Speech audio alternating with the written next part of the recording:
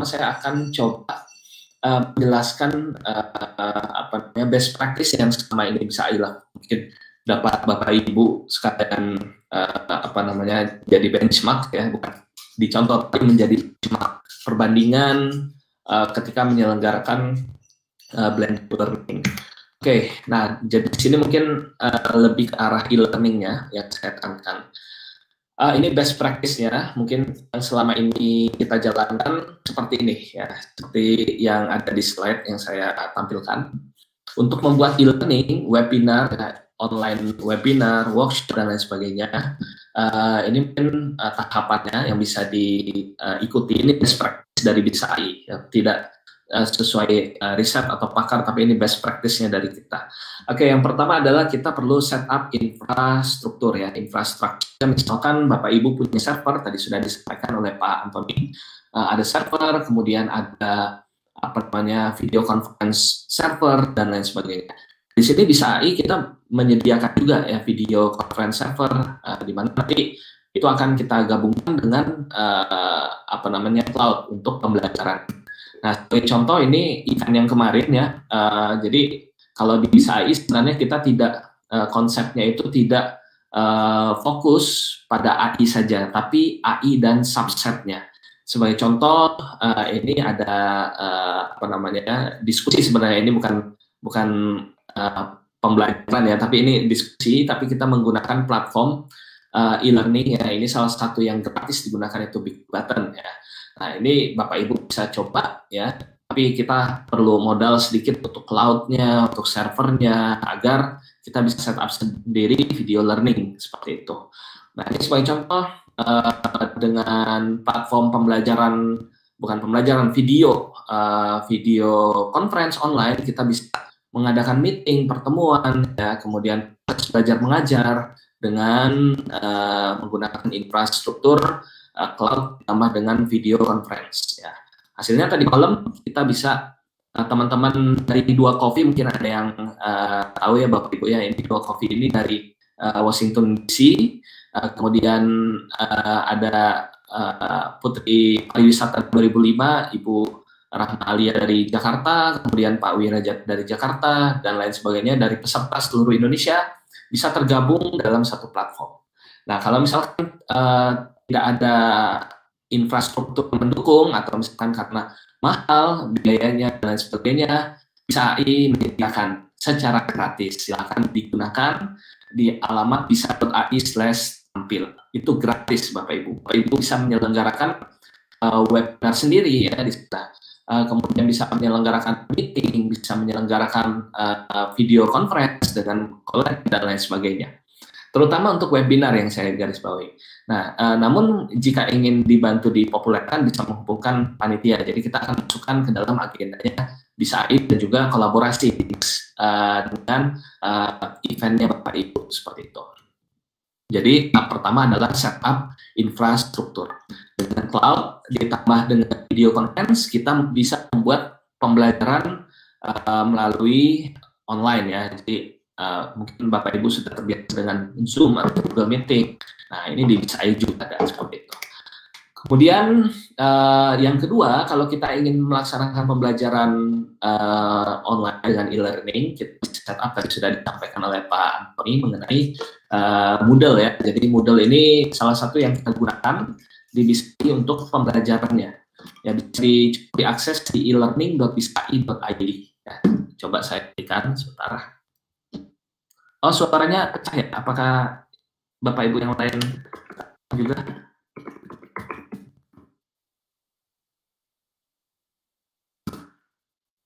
Maaf, apakah suaranya pecah, Bapak Ibu?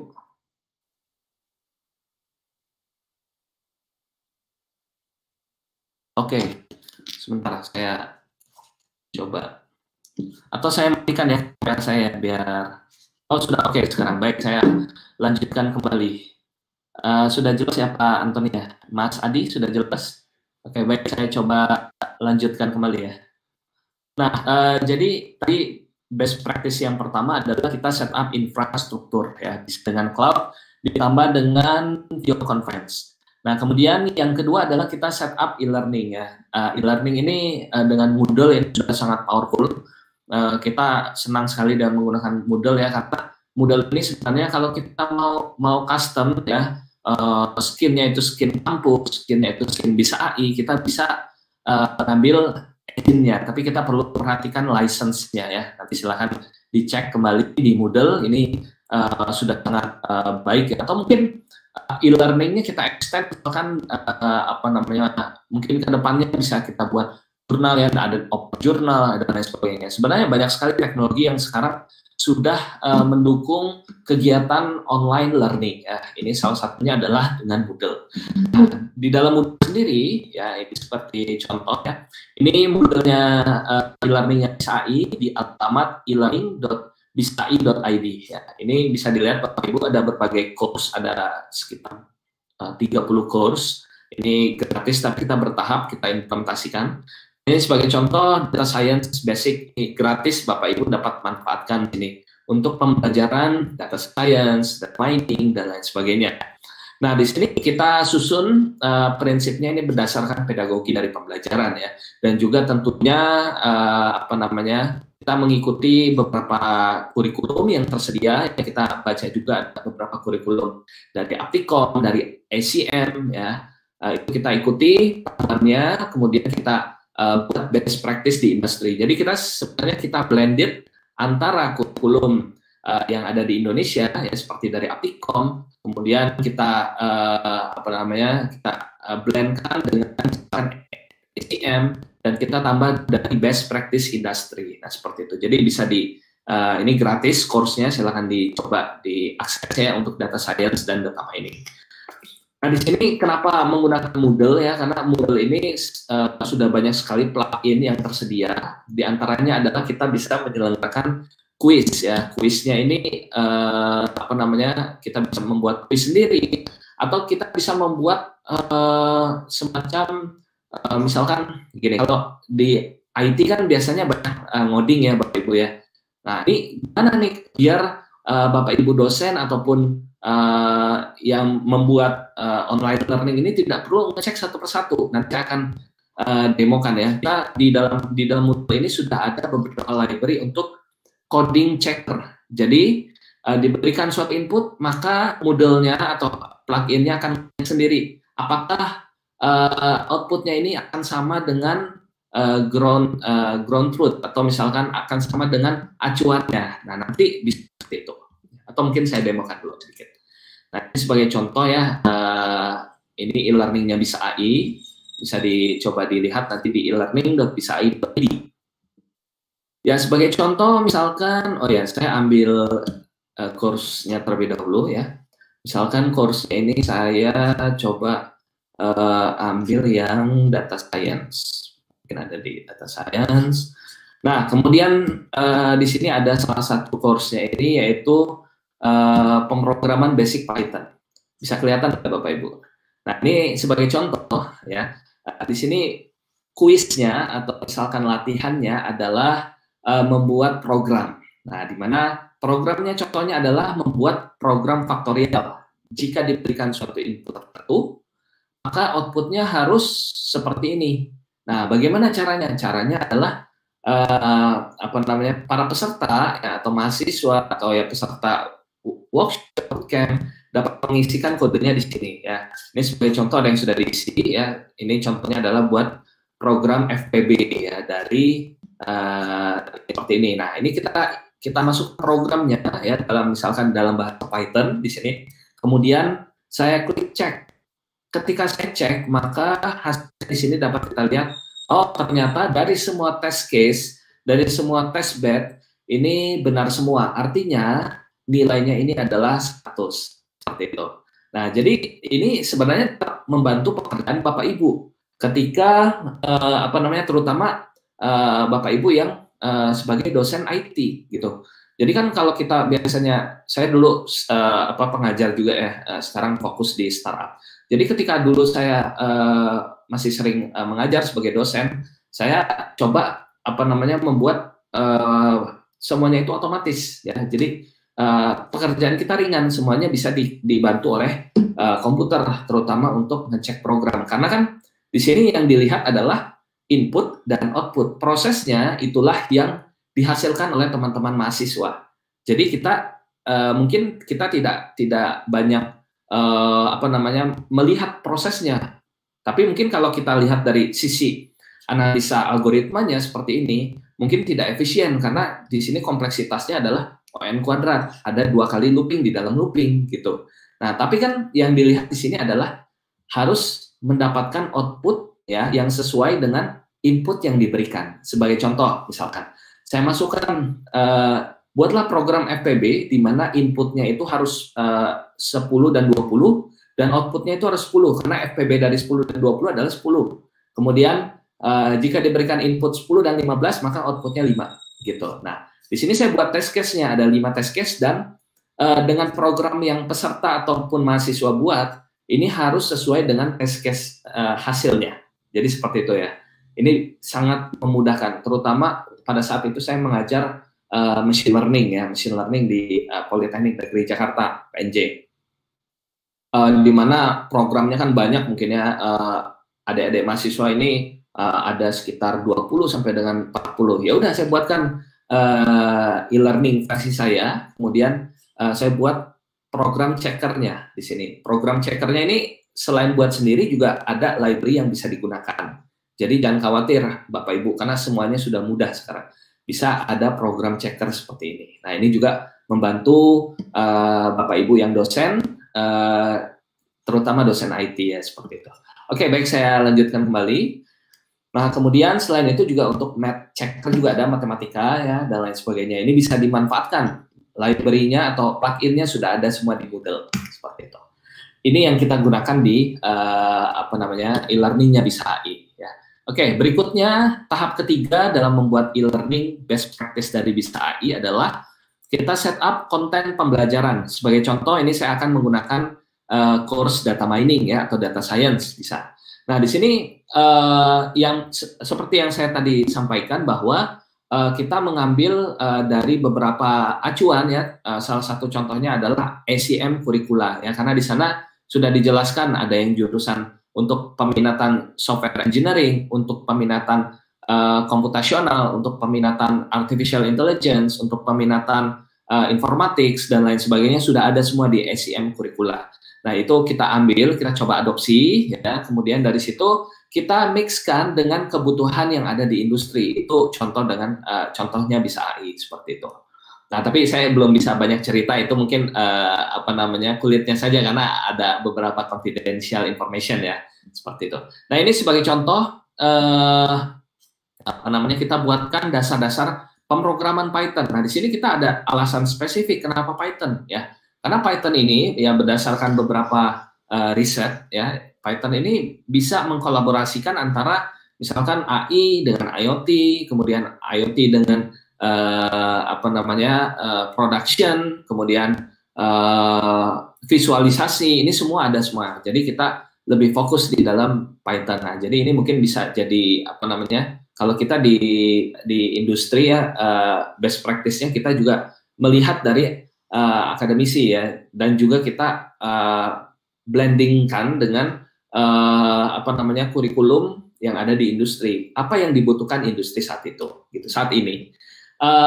Beberapa kampus juga pernah kita bantu ya, dari Bisa AI kita pernah bantu ya untuk kurikulum industri ya, terutama politeknik ya, ada beberapa tapi mungkin informasinya konfidensial ya, ada yang pernah kita bantu untuk ini bagaimana nih kurikulum industrinya, karena kan kalau untuk politeknik sasarannya itu adalah ketika lulus mungkin akan bekerja, sebagian besar akan bekerja. Nah, bagaimana ketika mau bekerja itu sudah siap dengan apa yang didapatkan selama kuliah gitu di politeknik gitu. Nah, sementara mungkin kalau universitas ya, atau misalnya jenjang S1 ya, atau jenjang lainnya ya, misalkan S2, itu kan orientasinya mungkin akan menjadi researcher ya, atau misalnya ada yang bekerja ya setelah itu. Nah, itu juga bisa menjadi acuan dalam penyusunan kurikulum ya. Kemudian berikutnya, nah di Bisa AI pun kita coba membuat video konten pembelajaran. Nah, ini kan kenapa video konten pembelajaran seperti yang tadi disampaikan oleh Pak Antoni ya. Jadi sekarang generasi yang sekarang ini mungkin lebih nyaman dengan menggunakan YouTube ya, lebih nyaman menggunakan sosial media untuk pembelajaran. Saya saat ini sedang kuliah S3 ya di ITB. Pada saat itu kita pernah dosennya pernah mencoba gitu, mana yang lebih efektif, apakah dengan WhatsApp, apakah dengan Google Meet, apakah dengan Zoom dan lain sebagainya. Dicoba satu persatu gitu. Ternyata pada saat itu teman-teman banyak yang nyaman menggunakan WhatsApp gitu. Ada yang dengan menggunakan WhatsApp karena kan praktis gitu. Komunikasi kita di WhatsApp. Mungkin kuis pun kita bisa di WhatsApp ya, seperti itu. Nah, namun ini saya coba ambil di sini kita ambil untuk yang video konten pembelajaran. Oke. Nah, di sini video konten pembelajarannya sudah tersedia di YouTube ya, Bapak Ibu, seperti ini contohnya di YouTube. Oke, kemudian nah, sebagai contoh BISA.AI rutin mengadakan webinar. Jadi kita pembelajarannya kita coba dengan menggunakan webinar gitu. Semuanya gratis, kita sediakan gratis. Nah, di sini sudah ada sekitar 200 video di mana salah satu contoh videonya ini pembelajarannya adalah kita menghadirkan Bapak Ono Putro. Nah, di sini ternyata dengan YouTube ini bisa meraih massa yang cukup banyak ya, di mana total subscriber baru ya ini bisa sampai 1,1K, 1.100 user baru yang tergabung gitu hanya dari satu webinar. Kemudian watch time-nya, ini kan biasanya watch time-nya itu berapa jam. Ini sampai dengan 44 hari. Ini sangat powerful dengan menggunakan YouTube. Nanti saya coba gali evaluasi dari pembelajaran melalui YouTube ini ada di slide akhir nanti. Oke, berikutnya langkah kelima adalah kita set up kuis dan latihan ya. Di mana kuis dan latihan ini menjadi salah satu hal yang penting ya untuk mendapatkan indikator dari kesuksesan dari pembelajaran. Nah, dari situ kita bisa menerapkan berbagai teknik seperti yang umumnya dilakukan di teman-teman di sistem informasi ya untuk mendapatkan indikator kesuksesan dari pembelajaran. Nah, itu juga bisa kita terapkan di sana ya. Misalkan dengan penghitungan dengan SPSS ya dan lain sebagainya. Kemudian sebagai contoh kalau di Moodle ini sudah ada kuisnya, kita bisa buat sendiri ya dan lain sebagainya. Kemudian yang tadi saya demokan kode checkernya ini sudah bisa kita gunakan ya. Jadi Bapak Ibu mungkin yang dosen tidak perlu lagi kita cek satu persatu. Yang penting sesuai dengan inputnya sekian, outputnya sekian. Prosesnya biarkan teman-teman mahasiswa yang menentukan prosesnya. Namun mungkin kompleksitas dari program yang dibuat yang mungkin sangat kompleks. Mungkin ya kalau yang baru belajar mungkin bakal sangat kompleks ya. Sementara yang sudah berpengalaman mungkin akan tidak kompleks. Nah, itulah yang mungkin bisa jadi yang kita manfaatkan dari adanya teknologi online learning ini. Oke, kemudian contoh lainnya bisa juga kita mengadakan event ya, guest lecture, webinar dan lain sebagainya. Ini bisa diakses di bisa.ai/tampil ya. Setiap hari ada webinar, insya Allah kita ingin teman-teman kita mengenalkan AI ya ke semua orang gitu. Jadi kita coba siapkan platformnya, kita siapkan kita undang teman-teman dosen ya, sebagian besar dosen di sini. Ada juga praktisi ya kita undang agar teman-teman yang di daerah 3T ya itu bisa menikmati juga. Ada beberapa curhat dari teman-teman. Alhamdulillah karena ada webinar ini teman-teman dari daerah itu bisa mengakses gitu dan juga bisa mengikuti kuliah dari Bapak Ibu yang sudah expert di bidangnya seperti itu ya. Seperti Pak Antoni ini. Jadi Pak Antoni sangat expert ya, tadi sudah disampaikan ada tiga gelar doktor ya, salah satunya di doktor pendidikan, luar biasa Pak Antoni ya. Ini teman-teman banyak yang ini saya dapat informasi di YouTube saja sudah lebih dari 50 yang join. Kemudian bisa tampil juga sudah banyak. Nah, ini teman-teman di daerah yang mungkin ingin belajar namun ada keterbatasan, ini bisa bisa melalui apa namanya webinar online. Ini salah satu juga pembelajaran seperti itu. Nah, kemudian yang paling penting adalah mengukur performa atau evaluasinya ya. Nah, ini kalau dengan YouTube ya Bapak Ibu, kita sudah bisa mendapatkan insight ya, hasil analisa dari video kita ya, berapa jam tayang kita, kemudian berapa banyak, karena gini kan, belum tentu banyak yang menonton itu dia retentionnya tinggi. Retention contohnya adalah para peserta ini benar-benar menyimak. Nah, dengan YouTube kita bisa tahu berapa banyak yang menyimak. Nah, kalau di angka 26% ini sudah bagus ya.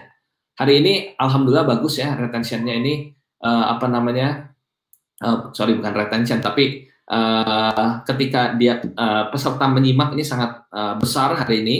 Walaupun tidak terlalu banyak, tapi yang menyimaknya besar. Nah, ini bisa kita ketahui melalui YouTube seperti itu. Dan juga real time activity-nya kita bisa ketahui, banyak sekali analisis yang bisa kita dapatkan ketika membuat pembelajaran online dari YouTube seperti itu. Kemudian dari Moodle sendiri pun ya, ini kita bisa mendapatkan evaluasi pembelajaran yang sangat bagus ya. Sebagai contoh misalkan peserta ini saya sensor ya pesertanya. Misalkan nama pesertanya Octave ya.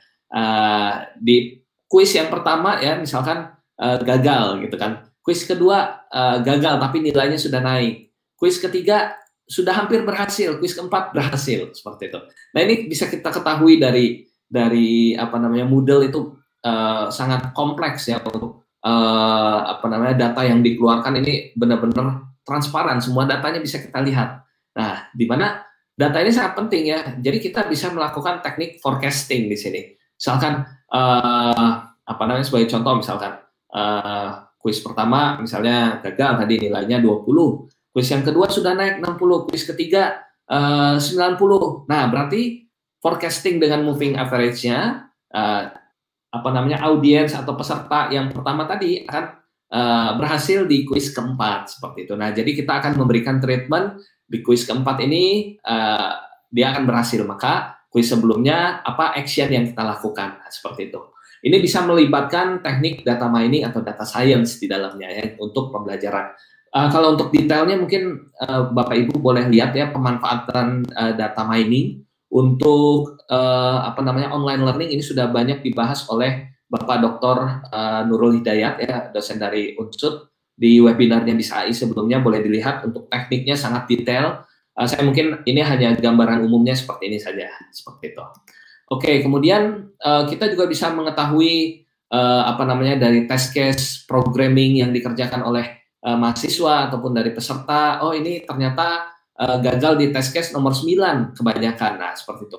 Kita bisa evaluasi apakah test case-nya ini apa namanya, sangat sulit, ataupun test case-nya ini apa namanya, salah membuat soalnya. Nah, itu kan bisa kita evaluasi dari hasil teman-teman mengerjakan. Inilah teknik dari educational data mining ya. Jadi ada educational data mining, ini sudah dibahas oleh Pak Nurul Hidayat, silahkan diakses di youtube.com/bisai. Kemudian dari webinar sendiri, ini biasanya kita akan membuat evaluasi juga ya, misalkan dari form, tapi kita gunakan sampling ya. Samplingnya tidak semua peserta kita libatkan dalam sampling ini gitu. Jadi kita ambil beberapa sampel dari peserta. Ini sebagai contoh kita melakukan evaluasi pada webinar Bisa AI sebelumnya, di mana kita menghadirkan pembicara dari luar ya, yaitu waktu itu Pak, kalau salah Bapak Miro ya, Miroslav. Nah, ini ketika kita ambil ya datanya ada banyak ya, kita menggunakan Likert scale ya, skala sampai 5 atau bisa sampai 7 ya. Silakan boleh dicoba, ini sudah ada di tulisan mediumnya Bisa AI untuk membuat evaluasi, boleh disimak. Nah, ini poin 1 misalkan tidak mengerti, poin 5 sangat mengerti. Nah, di sini Bapak Ibu kita sudah bisa menggunakan teknologi online juga, yaitu salah satunya adalah dengan Google Form ya. Dengan Google Forms ini kita bisa membuat form evaluasi. Ini kita biasanya evaluasi webinar, evaluasi pembelajaran itu kita menggunakan Google Forms ya. Karena dengan Google Form ini kita bisa apa namanya, menyebarkannya dengan cepat ya, dan kita bisa menuliskan demografinya juga di sini.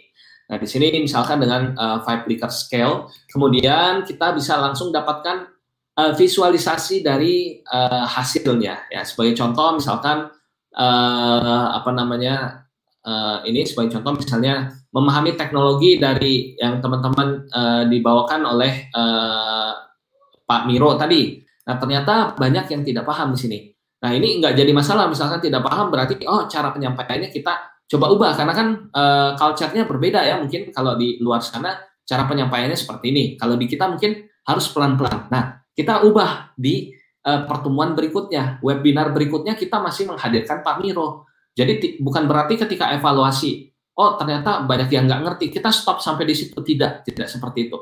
Tapi kita coba gali, ternyata Pak Miro, karena mungkin kalau di Australia mungkin ya, ini mungkin pendapat saya, subjektif saya, itu mungkin lebih banyak pembahasannya itu straightforward gitu, langsung ke sasarannya, sehingga pada saat itu Pak Miro sangat singkat menyampaikannya. Nah, ini mungkin yang audiens tidak pahami, sehingga apa yang kita lakukan? Yang kita lakukan adalah hasil form evaluasi ini kita coba perbaiki. Ternyata untuk pemahaman konsep teknologi dari Runlink ini, ternyata ini agak kurang nih, kita akan kuatkan poin di sini. Kemudian saya minta Pak Miro tolong di pertemuan berikutnya lebih banyak menyampaikan teknologi Runlink-nya secara spesifik dan lambat. Nah, sehingga hasilnya di pertemuan webinar berikutnya sudah lebih baik ya, sudah di angka 4 ya. Mendekati sangat mengerti ya, walaupun belum mendekati poin sangat mengerti gitu.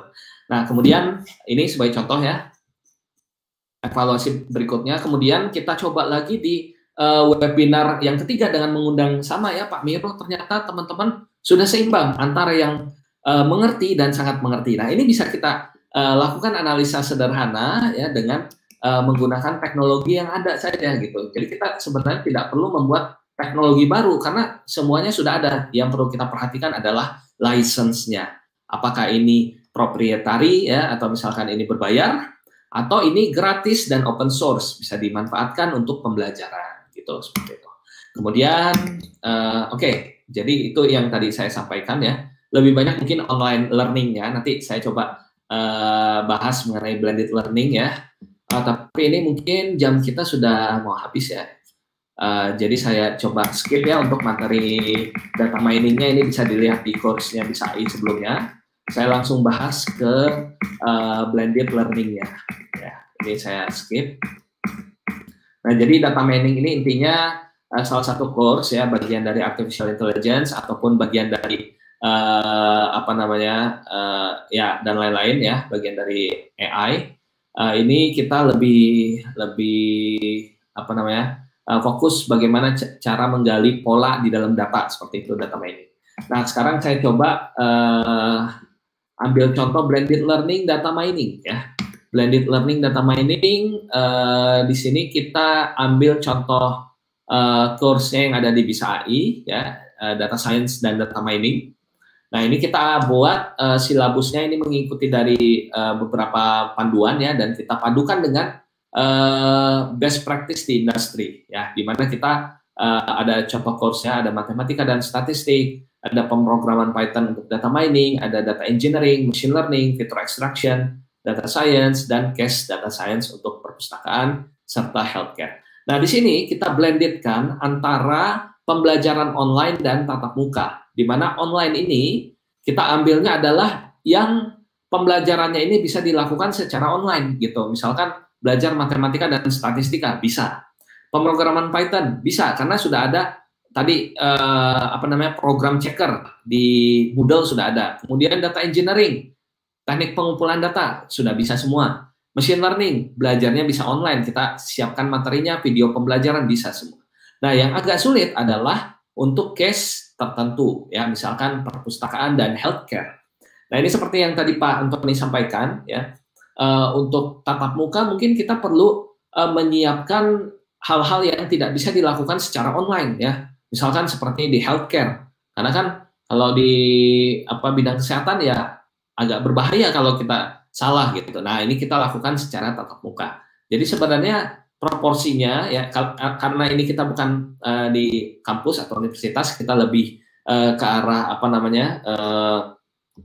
praktisi. Nah, kita blendednya antara yang bisa dilakukan secara online dan mana yang harus dilakukan secara tatap muka. Jadi seperti itu. Oke, mungkin itu saja yang bisa saya sampaikan. Terima kasih atas perhatiannya. Mohon maaf jika ada kesalahan dan kekurangan. Saya kembalikan kepada moderator. Baik Bapak, materi yang sangat menarik. Untuk sekarang kita lanjutkan ke sesi tanya jawab. Jika rekan-rekan yang ada baik di platform Bisa Tampil dan juga live YouTube ingin mengucapkan suatu pertanyaan, bisa langsung diketikkan di kolom chat. Baik, untuk Bapak Oktav di platform Bisa Tampil, ada pertanyaan dari Dwina Kuswardani. Pertanyaannya itu, bagaimana cara program checker di Moodle? Seperti itu Bapak. Terima kasih.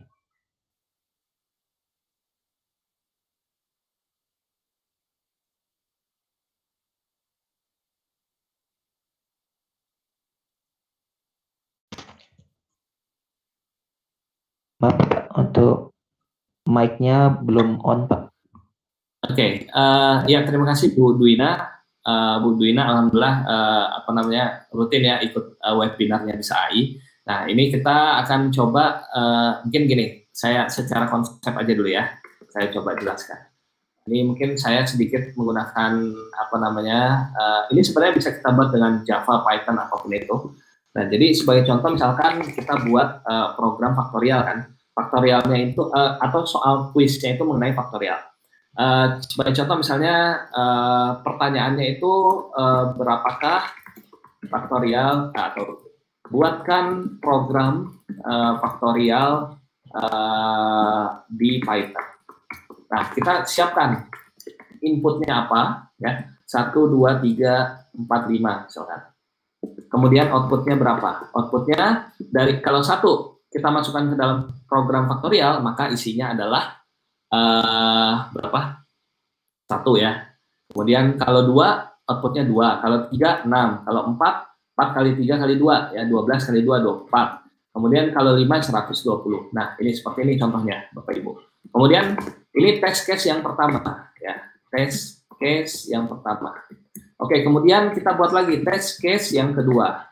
Inputnya kita bedakan ya. Test case yang kedua seperti ini.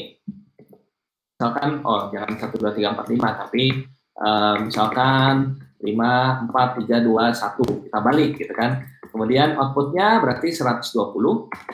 Nah, ini spasinya juga berpengaruh ya Bapak Ibu ya, jadi jangan sampai salah gitu. 120, 24, 6, 2, 1 gitu. Dan sampai test case yang ke N. Biasanya test case-nya ada 10 ya, seperti itu.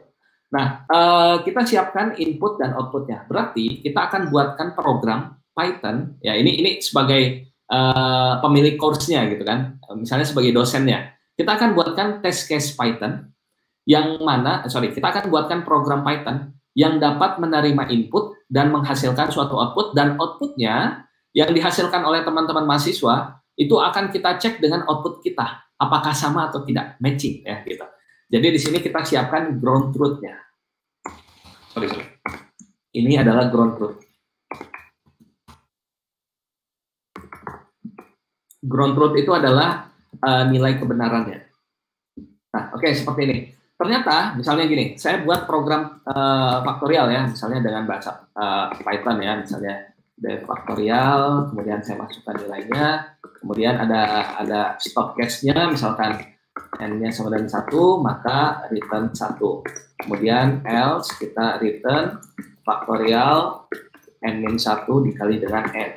Nah, ini program buatan saya misalkan. Faktorial 5. Faktorial misalkan kita input di Python ya Bapak Ibu ya. Masukkan nilai. Kemudian kita tampung ke dalam n, ini dalam Python. Kemudian str, input nilai, kemudian di sini adalah n. Nah, kalau kita lihat program ini, outputnya, ya, output dari program ini adalah ketika saya masukkan nilai 5, maka outputnya adalah 120. Kalau saya masukkan nilai 4, maka 24, dan lain sebagainya. Nah, intinya mahasiswa nanti akan membuat program seperti ini. Nah, nanti ketika dijalankan programnya, kita masukkan ke dalam mesin kita, nanti itu dia akan bisa mengeluarkan hasil sesuai dengan program yang teman-teman mahasiswa buat. Nah, nanti misalkan outputnya adalah 120, 24, berapa tadi? 6, terus 2, ternyata teman-teman mahasiswa salah outputnya. Hanya di test case nomor terakhir. Nah, ketika saya matchingkan hasil program yang dibuat oleh teman-teman mahasiswa dengan ground truth yang kita buat ya. Nah, ini ground truth ini output yang diharapkan oleh Bapak Ibu. Sementara ini adalah output dari teman-teman mahasiswa. Oh, ternyata miss satu test case. Artinya nilai akhir adalah 80. Kenapa 80? Karena dia benar 4 dari 5. 4 per 5, 80 nilainya. Inilah nilai akhir dia, seperti itu. Ternyata, kita coba lagi ya, program yang lain misalkan. Mahasiswa ini benar semua. Misalkan nilainya 120, 24, 6, 2, 1. Ya, kita cocokkan ya dengan yang ini. Oh, ternyata benar yang ini ya. Outputnya benar ya. Maka nilai akhirnya adalah 100. Seperti itu. Nah, jadi sebenarnya ini bisa kita buat sendiri ya, modulnya di Moodle ataupun online saja. Kalau saya biasanya saya buat sendiri di Python. Nanti tinggal saya masukkan nih apa yang dikirimkan mahasiswa ke email. Saya masukkan ke mesinnya, langsung dapat nilai akhir. Mahasiswa A nilainya sekian, mahasiswa B sekian. Jadi kita hanya satu kali repot di awal kita buat. Nanti mahasiswa ini akan nilai semua mahasiswa akan secara otomatis terekap di sana. Saya pernah coba waktu itu kelas Java. Saya pernah ngajar kelas Java di PNJ. Nah, di sana mahasiswanya banyak, ada sekian lah mahasiswanya. Kemudian saya buat program checkernya karena saya kebagian lumayan banyak kelas ya. Saya buat program checkernya. Jadi alhamdulillah kita bisa langsung dapat nilainya seperti itu ya, Bapak Ibu. Oke, Ibu Dwina bagaimana? Jadi program checker sederhana seperti itu. Kalau di Moodle kita bisa menggunakan checker library ya, checker library yang ada di Moodle. Ya, ini sudah ada pluginnya. Salah ya, ini plagiarism. Checker Python library module. Oke, nah ini kita bisa lihat nih di sini code runner. Kita bisa menggunakan code runner. Kalau tadi kita bisa buat manual, sekarang kita bisa menggunakan library yang sudah ada code runner ya, seperti itu. Bagaimana Bu Dwina? Apakah sudah terjawab? Oke, terima kasih sudah terjawab. Kemudian Mas Adi bagaimana? Ada lagi? Bapak, ini ya. Mungkin untuk satu pertanyaan ya, yang dari YouTube. Pada Moodle selain teori maksudnya gimana ya? Chat yang tersedia pada WhatsApp dan selain digunakan online, apakah Moodle dapat offline dan bisa diakses seluruh kelas? Oke, nah ini menarik nih, ini saya belum sampaikan. Moodle ini apakah bisa digunakan offline dan tersedia secara intranet ya, tidak online gitu? Bisa Pak. Jadi ini kita bisa Moodle ini pada jaringan lokal kita saja itu juga bisa gitu. Jadi tidak harus online sebenarnya. Terutama mungkin kalau di kampus ya, mungkin kalau misalnya bukan di kampus ya, tapi saya pernah lihat case-nya itu di sekolah. Salah satu sekolah di Bandung, saya lihat ada program e-learning-nya, tapi sebentar. Ya sepertinya boleh ya saya share sedikit ya. Ini ada salah satu sekolah, tapi saya nggak bisa mention nama sekolahnya di Bandung ya. Saya datang pada saat itu.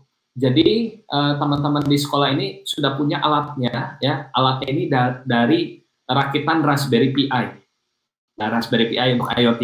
Nah, ini bisa menjadi satu komputer. Nah, Raspberry Pi ini diinstal karena harganya kan mungkin cukup terjangkau ya kalau untuk instansi atau untuk sekolah ya, harganya dengan 500.000 kita sudah bisa dapat Raspberry Pi. Raspberry Pi ini kita tempelkan di masing-masing kelas ya. Nah, setelah ditempelkan di masing-masing kelas, di dalamnya ada modul pembelajaran yang bisa diakses secara intranet. Ada WiFi yang terhubung sana, dan ada modul pembelajarannya. Jadi box Raspberry itu isinya modul pembelajaran dan isinya sebenarnya adalah Moodle. Nah itu bisa seperti itu. Dan saya ngobrol dengan kepala sekolahnya pada saat itu, wakil kepala sekolahnya, dan ternyata efektif pembelajarannya. Ini sebelum COVID-19 ya, tahun lalu saya berkunjung ke sekolah tersebut. Dan ternyata efektif ya, di sekolah tersebut kita bisa saya coba sendiri gitu kan. Oh ini kita bisa masuk ke jaringannya ketika kita ada di sekolah gitu. Termasuk ada absennya dan lain sebagainya. Nah mungkin ini sedikit promosi mungkin ya. Saya kenal dengan ownernya sekolahan ID ya. Ini salah satu ownernya ini Bapak Henry Cahya. Beliau nanti mungkin bisa cek ya ini sekolahan ID, mungkin Bapak Ibu yang dari guru ya atau kepala sekolah yang hadir pada kesempatan ini salah satu, ini bukan punya saya, ini punya Pak Henry, kawan saya ya. Beliau menawarkan solusi platform untuk sekolah ya. Salah satunya tadi ada misalkan pembelajaran di sekolah, ada boxnya dan lain-lain. Ini kalau nggak salah gratis atau gimana ya, nanti boleh dicoba saja. Ini juga bisa ya. Jadi pembelajaran ini bisa dilakukan di mana saja ya. Kita bisa juga ada kolaborasi dengan sekolahan ID. Jadi boleh kontak panitia ataupun kontak sekolahan ID langsung seperti itu. Jadi Moodle ini bisa kita install intinya pada kasus offline dan sudah banyak yang mengaplikasikannya seperti yang tadi saya sampaikan ya, seperti itu. Terima kasih Mas Adi. Baik Pak, terima kasih untuk penjelasan dan juga materinya. Karena